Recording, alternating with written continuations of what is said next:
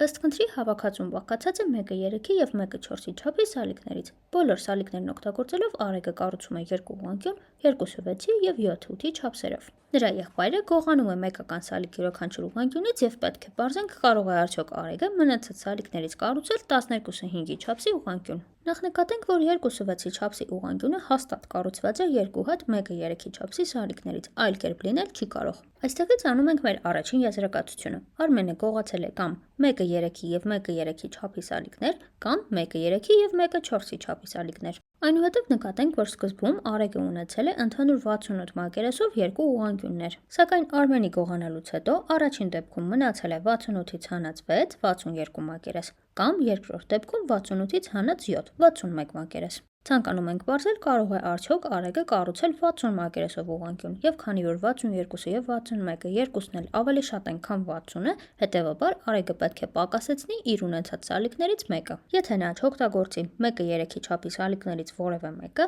ընդհանուր մակերեսը կստանա կամ 62-ից հանած 3 59, կամ էլ 61-ից հանած 3 58։ Երկու դեպքում էլ ավելի քիչ, քան մեզ անհրաժեշտ 60 է։ Առավել ևս, եթե նա չօգտագործի 1-ը 4-ի չափսի ինչ-որ սալիկ, մակերեսը կստանա ավելի փոքր, հետևաբար պատասխանն է ոչ։